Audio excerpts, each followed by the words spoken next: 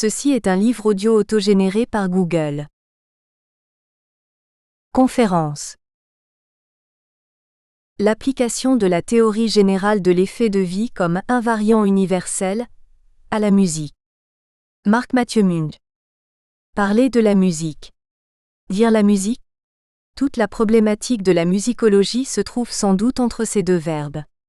Il est possible de bien parler de la musique, de raconter son histoire et d'expliquer ses techniques, mais il vient un moment, au fond de l'âme, où le phénomène musique se retrouve au-delà des mots et même des pensées. La théorie de l'effet de vie ne prétend pas passer cette frontière, elle s'efforce simplement de connaître les conditions minimales pour que cela, la musique, ait lieu. Et pour définir provisoirement cela, j'emprunte une phrase à Gustav Leonhardt, il faut jouer plus que les notes. Ces conditions minimales sont doubles. Il faut réussir l'invariant global de l'effet de vie. Il faut respecter les 6 invariants corollaires qui en explicitent les moyens. Comme les œuvres d'art réussies sont rares et difficiles, il est normal qu'elles soient le résultat d'un complexe de causes combinées et non pas simplement la conséquence d'un canon simple comme l'harmonie, la belle imitation ou l'idée intéressante, ce qu'on a tenté de croire pendant longtemps. Selon ce qui ressort d'une longue analyse comparée des écrits de grands artistes créateurs de toutes les civilisations, une œuvre d'art est réussie lorsqu'elle est capable de créer dans l'esprit d'un auditeur-spectateur-lecteur une effervescence harmonieuse de toutes ses facultés. En musique, tout se passe comme si les sons, une fois entrés dans l'esprit par l'ouïe et par le sens des formes qui les analysent, avaient le pouvoir supplémentaire de se propager en écho dans les autres facultés. Il se crée alors un effet de saisissement, de plénitude et de totalité que les humains sont convenus d'appeler beauté, sans trop savoir comment définir cette beauté puisque les règles particulières des œuvres réputées belles varient d'un bout à l'autre de la planète et de l'histoire. L'effet de vie ne s'arrête d'ailleurs pas à l'esprit. Il se prolonge dans le corps au point que beaucoup de musiciens ont le sentiment que tout leur être est habité par ce plus que les notes de la musique. Cela m'a tout particulièrement frappé dans l'enregistrement filmé récent de 2 répétitions de David Frey avec l'orchestre de Brême. Il est habité par la nouvelle vie créée en lui par les musiques de Bach. Avant de passer en revue les invariants corollaires, je dois préciser le sens que je donne à ce mot d'invariant. Il dénote une affirmation récurrente que l'on trouve sous la plume de créateurs qui ont passé la double frontière de la postérité et de leur pays. Bien entendu, chacun de ces grands artistes a son propre style, son propre idéal et sa propre esthétique. Elles se contredisent entre elles, mais en regardant bien on découvre qu'elles ne reposent pas seulement sur elles-mêmes mais sur une base anthropologique, sur cette idée d'effet de vie justement. Ainsi l'esthétique romantique par exemple repose-t-elle en premier lieu sur l'âme romantique et sur l'effort des artistes romantiques pour trouver les sons et les formes capables d'exprimer cette âme, mais ensuite, sur l'aptitude anthropologique à faire de l'art. Il ne faut donc pas confondre les invariants qui ne concernent que les humains, et les universaux que les philosophes présentent comme des vérités divines ou métaphysiques. Et il faut prendre l'effet de vie seulement pour ce qu'il est, le socle humain de toutes les esthétiques. En somme, la théorie de l'effet de vie est une définition planétaire des conditions de la beauté en art. Elle est révolutionnaire parce qu'elle intègre la subjectivité de la réception, ce qu'on n'osait plus faire depuis la découverte du pluriel du beau. Elle distingue 2 subjectivités, celle du goût et du style qui varie avec l'histoire, et dessous, celle qui est commune à tous les êtres humains. Les invariants. Le matériau, un invariant corollaire. Les invariants corollaires ne définissent donc pas les règles d'art des œuvres réussies, mais seulement cet espace limité, comme un terrain de sport, où se jouent les règles particulières de ces œuvres réussies. Le premier concerne le matériau utilisé. Il demande en musique comme ailleurs que le matériau soit concret, sensuel, aimable, malléable et incitatif. Je ne commente pas les 4 premiers qui sont assez évidents, mais le 5e qui est plus délicat. Un matériau est incitatif lorsqu'il ne s'adresse pas seulement à l'esprit pour lui parler du monde, mais aussi pour lui parler de lui-même. Un aboiement parle à l'esprit de chien. Le bruit des vagues de la mer lui parle de la mer. Mais la mer de Debussy nous parle certes de la mer, mais aussi du trajet effectué par le bruit des vagues dans l'esprit de Debussy et par suite dans le nôtre. C'est exactement ce que dit à sa manière la phrase de G. Leonhardt. Or ce qui prouve mon invariant en musique, c'est que les matériaux qu'on utilise ne sont pas les bruits de la nature qui nous parleraient de la nature, mais des bruits épurés, travaillés pour être spirituels. En effet, dans la nature, les rapports entre les fréquences sont presque toujours irrepérables. En musique, en revanche, on les repère facilement parce qu'il s'agit au fond de rapports mathématiques simples et que les mathématiques sont dans l'esprit humain. La nature a été travaillée pour devenir incitative. De même, dans la nature, les rapports entre les durées sont irréguliers, aléatoires et souvent irrepérables. Ils sont d'une désarmante simplicité logique en musique. La ronde, la blanche, la noire, la croche, etc. Les autres civilisations ne diffèrent pas de la nôtre sur ce plan. Les modes qui ont réussi dans l'histoire, majeur, mineur, pentatonique, phrygien, dorien, mixolydien, etc., sont des échelles prodigieusement simplifiées par rapport à ce que l'on trouve dans les bruits de la nature. Ils le sont afin d'être incitatifs pour l'esprit. Il en est de même pour les consonances et les dissonances qui indiffèrent la nature, mais qui importent énormément pour les oreilles humaines. Or tous ces sons qui parlent à l'esprit de lui-même, lui parlent aussi de la nature. Les harmoniques dont nous tirons nos gammes sont dans la nature.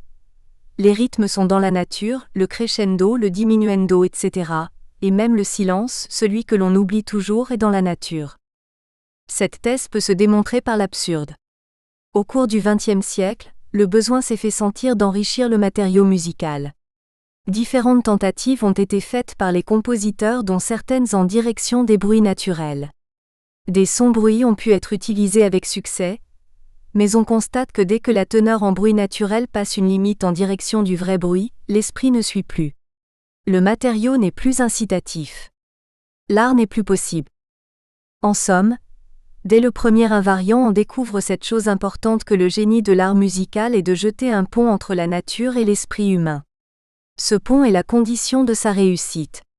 Je précise que par esprit j'entends ici tout ce qui est dans la psyché, c'est-à-dire toutes les facultés, perception, raison, imagination, affectivité, intuition, action, volonté, conscience, mémoire et sens moral. Je mets l'inconscient à part, ce n'est pas une faculté mais une puissance. Je précise ce que j'entends par esprit, et à part les facultés de l'esprit. Les sciences neurobiologiques et anthropologiques n'ont pas encore réussi à fournir aux savants une description des facultés de l'esprit admises par tous. Les civilisations traditionnelles pratiquent un découpage divers, comme pour les couleurs. Ces sciences montrent cependant depuis peu que l'esprit possède des aires spécialisées, et qu'elles sont reliées par un prodigieux câblage. Ici et pour la clarté du discours, je propose d'admettre que la musique pénètre dans l'esprit par la perception puis par les aires qui décodent les sons et les formes sonores et qu'elle peut ensuite, selon un ordre qui dépend de choix esthétiques, toucher l'affectivité, l'imagination, la raison, l'action-volonté, l'intuition, la conscience, la mémoire, le sens moral et bien sûr l'inconscient. Le jeu, un invariant corollaire.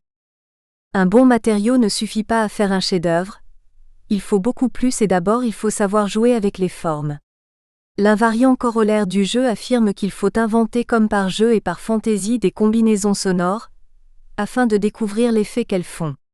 C'est le jeu des petits enfants qui jouent avec des blocs de bois. Ils s'amusent à les placer dessus, devant, à droite, de biais, de travers pour voir ce que ça donne. Ils le font parce qu'ils appartiennent à l'espèce Homo sapiens qui est un Homo ludens.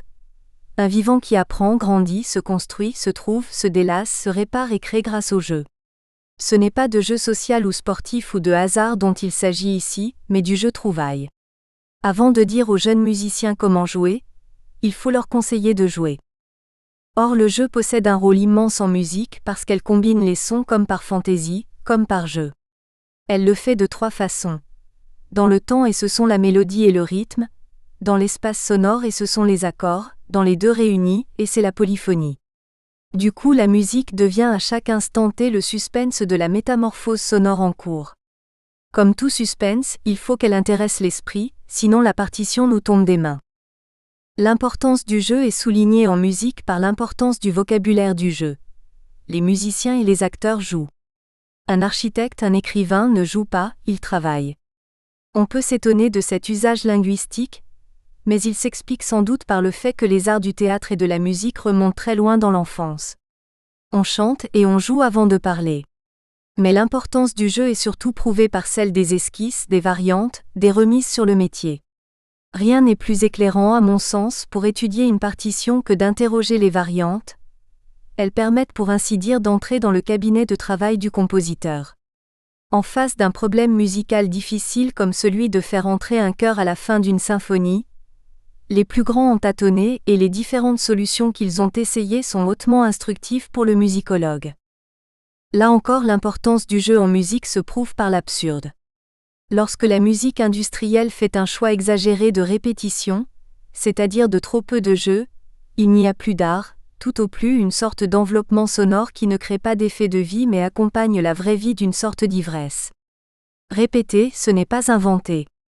De même si on entre quelques notes, timbres, durées, etc. Dans un logiciel de développement aléatoire, il fait bien de la combinaison mais pas d'art parce que les combinaisons ne parlent pas à l'esprit.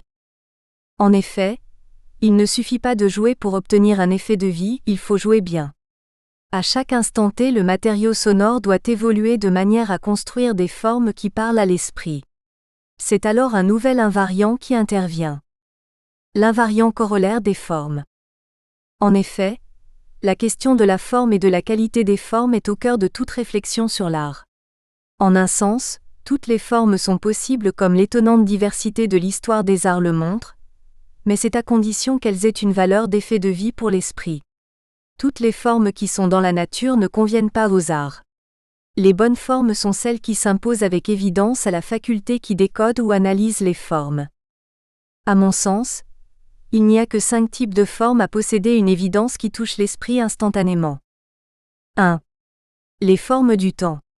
En musique, il s'agit évidemment de tout ce qui est rythme, tempo, variation des rythmes et des tempos. Ensuite vient tout ce qui devient forme par le jeu des répétitions et des métamorphoses. C'est l'immense domaine du refrain et du couplet, de la reprise, de la répétition, du canon, du contrepoint, du leitmotiv, du thème et variation, de la forme à bas, etc. 2. Les formes spatiales. En musique, il y a métaphoriquement l'espace sonore comprenant les hauteurs, les timbres, les intensités et les sons bruits. 3. Les formes biologiques. Dans la vie, ce sont les formes de la naissance, de la croissance, de l'apogée, du déclin, de la décrépitude et de la mort sans oublier la renaissance. En musique, ces formes prennent l'aspect du développement des modulations, des variations, des cadences, des ouvertures, des codas, etc. 4. Les formes des rapports.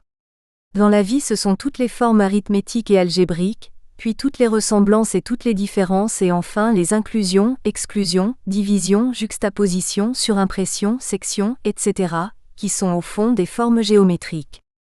En musique, ce sont les rapports de durée, ce qui n'est pas exactement la même chose que le rythme, de hauteur, les accords et toute l'harmonie, les rapports de timbre et d'intensité. 5. Enfin, il y a les formes de l'intuition de l'au-delà. Dans la vie, les formes immédiates de l'intuition de l'au-delà sont forcément peu nombreuses.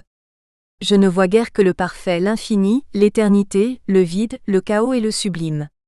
Mais l'intuition de l'au-delà se rattrape pour ainsi dire grâce aux symboles et à la narration des traces de l'irruption de l'au-delà dans l'ici-bas. En musique, c'est le cas pour le chant grégorien et pour toutes les partitions sacrées qui font appel à un texte voire à une situation de culte. Toutes ces formes possibles font partie de la construction de l'effet de vie, mais il faut ajouter ici plusieurs remarques.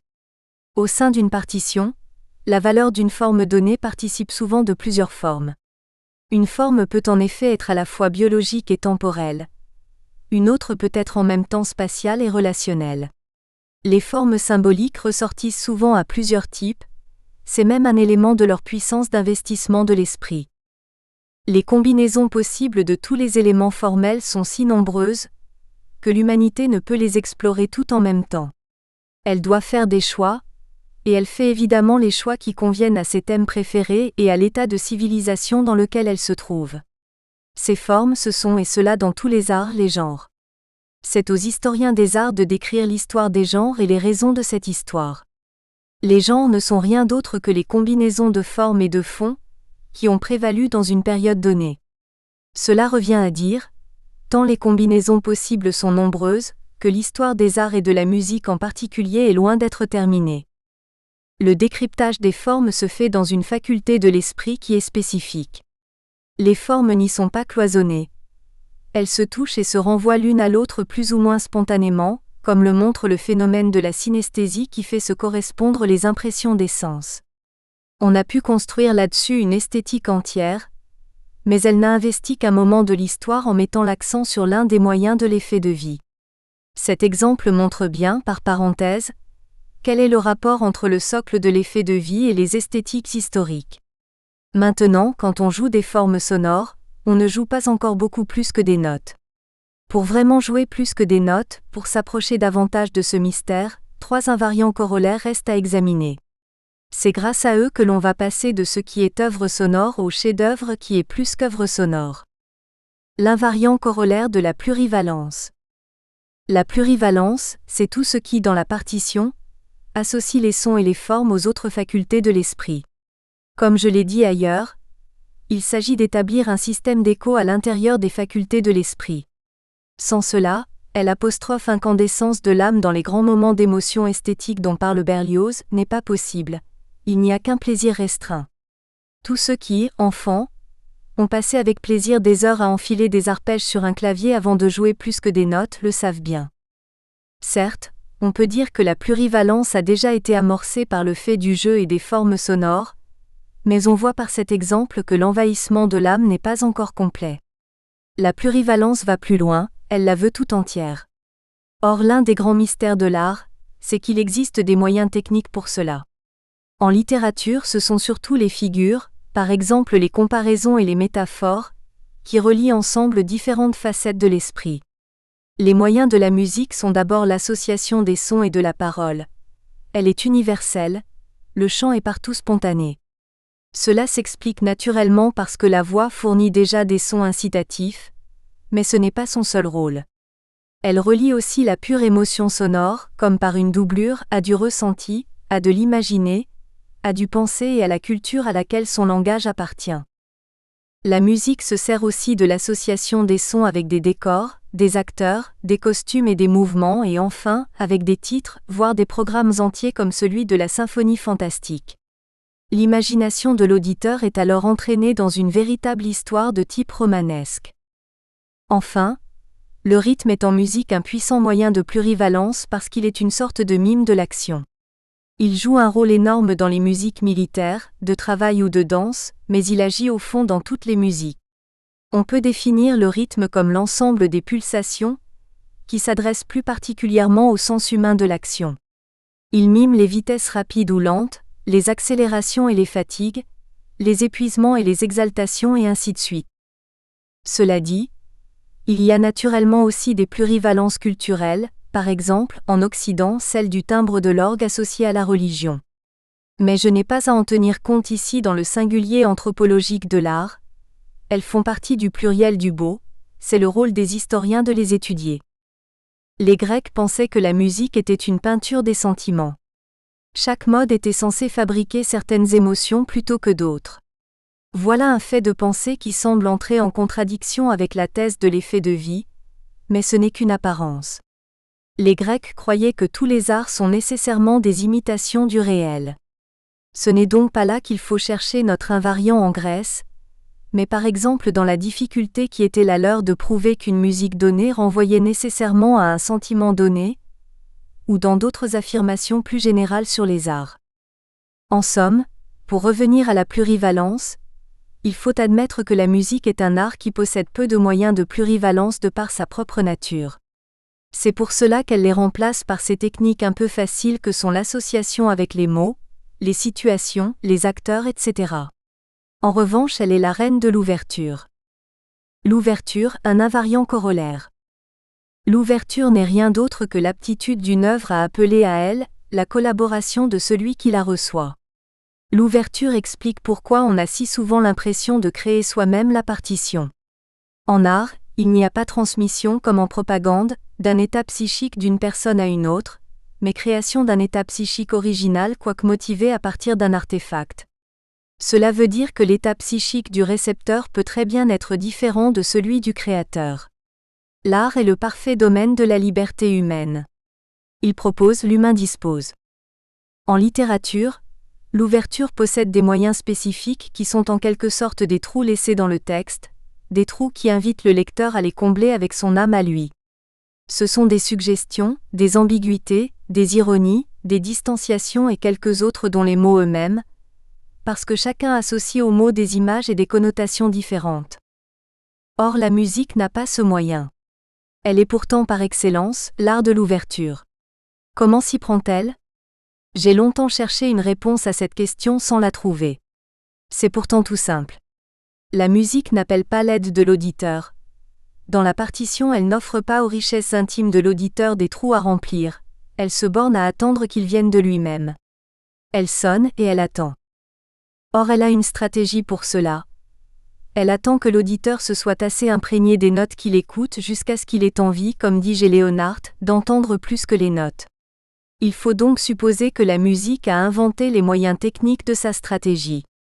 Ouvrons maintenant une partition, et nous verrons instantanément les noms de ces techniques. Ce sont le refrain, la reprise, la variation, la modulation, le canon, la fugue, le leitmotiv, etc. En bref, tout un ensemble de techniques de répétition qui, couplées avec des techniques de développement, créent un discours musical longuement offert auquel on a envie de prêter finalement le plus intime de son âme. J'irai même plus loin. En musique, la répétition se combine constamment avec le développement comme pour mimer le mouvement même de l'esprit, sinon du raisonnement, qui consiste à avancer vers du neuf à partir de fondamentaux répétés. C'est ainsi sans doute que l'on dit si souvent que la musique va plus loin que les mots, et qu'elle est le plus intime des arts. Cela vient du fait que les techniques d'ouverture permettent à l'auditeur d'investir ce qu'il a de plus profond, de plus secret, de plus mystérieux. Mais je ne veux pas oublier deux autres techniques d'ouverture que la musique partage avec tous les autres arts, et qui sont l'appel au jugement et à l'interprétation. Puisque le phénomène art est une combinatoire complexe qui aboutit à l'effet de vie, c'est ce point d'arrivée lui-même qui implique le jugement et l'interprétation.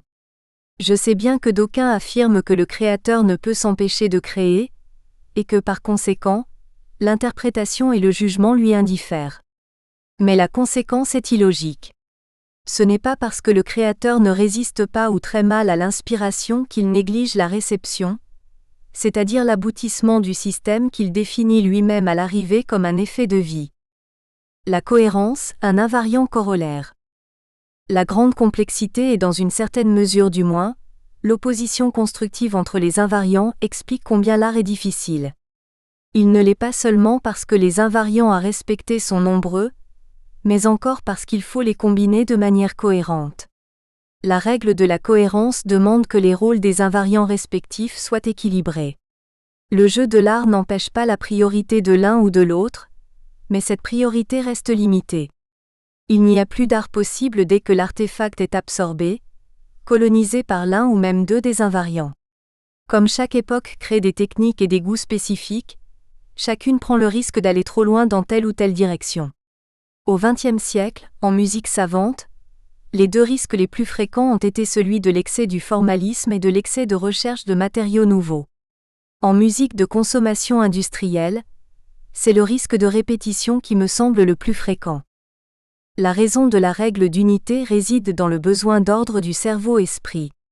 Comme il ne fonctionne que parce qu'il s'organise en structure, il ne peut être attentif qu'à ce qui présente un ordre, un plan, une direction où il puisse se reconnaître.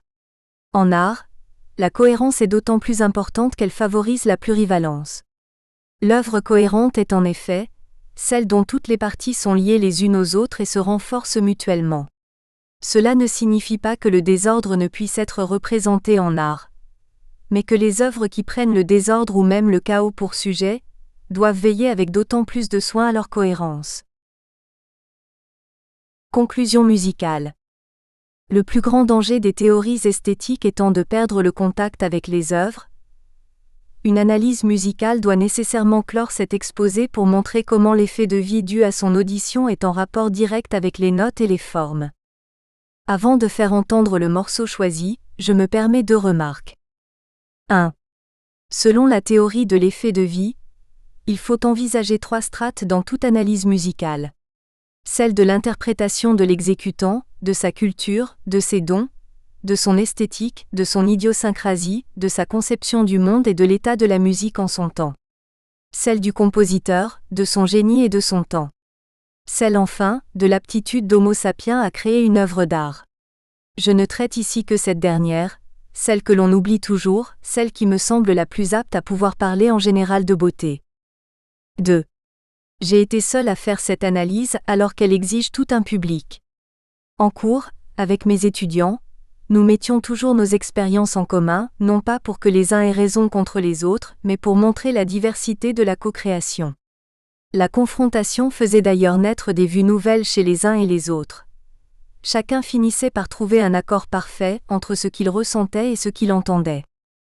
Écoute de la sarabande en ut mineur de la 5e suite pour violoncelle seul de J.S. Bach, enregistrée par Paul Tortelier en 1961.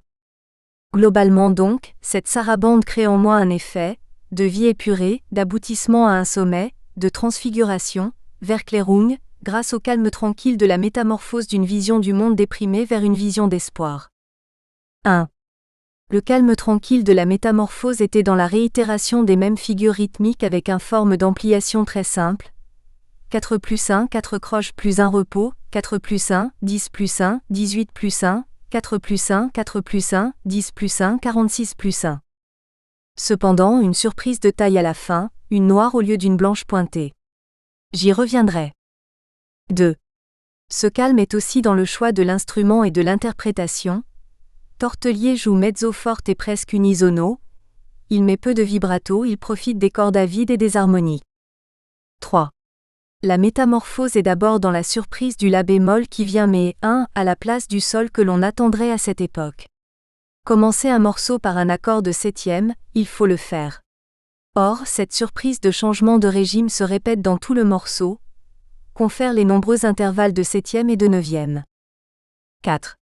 La métamorphose est aussi dans le remplacement des mouvements descendants par des mouvements ascendants. Dans la première phrase, le mouvement ascendant commence mais 5, mais ne s'impose pas. La ligne mélodique redescend sur le mi bémol grave. Après la barre de reprise, mais 9, le mouvement ascendant commence de même mais 13 et redescend mais 15.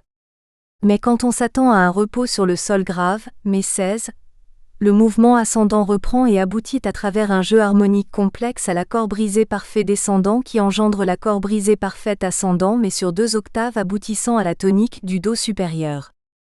5. L'espoir est dans l'ensemble des demi-tons qui tournent autour de la tonique, sans s'y reposer. 6. La dernière note est une noire alors que l'on attend une blanche pointée. Coup de génie. Effet d'espoir. Tout est dans ce qui est suggéré, le morceau se prolonge dans l'esprit de l'auditeur. 7. Enfin, du début à la fin de chacune des 2 parties et en plus sur l'ensemble de la sarabande, il y a eu un suspense cohérent, un début, une progression et une fin. Cela dit, il reste à faire la synthèse de cette analyse des faits et des effets de cette sarabande afin d'expliquer, au moins partiellement, pourquoi elle possède le statut de chef des œuvres jouées par toutes les générations de violoncellistes du monde entier depuis la redécouverte des suites pour violoncelle seul de J.S. Bach. Plutôt que de revenir point par point, puisqu'il s'agit ici de synthèse sur les invariants, je dirais prudemment, car il y a toujours un reste de mystère en musique, que cette œuvre a été belle pour moi par son effet de transfiguration. Elle a su combiner dans une structure globale simple et évidente un matériau très pur, avec un petit nombre de formules qui attirent fortement l'attention sur un jeu qui consiste à placer tout à coup une note qu'on n'attend pas. C'est alors que la répétition de formules mélodiques opposées mais cependant complémentaires offre une ouverture à une symbolisation personnelle. Il peut y en avoir d'autres. Il m'en est venu 2 autres en jouant ce morceau. L'une était dramatique parce que j'avais parfois envie de jouer les notes surprises comme des éléments douloureux à intégrer dans un ordre stable, et que les autres faits pouvaient entrer dans cette interprétation. L'autre est venu en jouant ces mêmes notes surprises avec l'ironie claquante de quelqu'un qui ne veut d'abord pas jouer le jeu imposé. À l'origine, la sarabande a pu être dansée avec des castagnettes. Beaucoup de musiciens diront que ce genre d'analyse est sans intérêt. Il est vrai qu'un musicien inspiré n'en a pas besoin, et que l'intellection de ce qu'il fait peut même le gêner. Il me semble cependant que la découverte de l'invariant de l'effet de vie peut servir outre son intérêt de meilleure connaissance du phénomène art, à un meilleur langage pédagogique dans les conservatoires et à rendre les jeunes compositeurs plus attentifs à ce qui est sans doute, selon leurs aînés. Nous espérons que vous avez apprécié cet aperçu. Pour continuer à écouter ce livre audio sur Google Play Livres, utilisez le lien dans la description de la vidéo.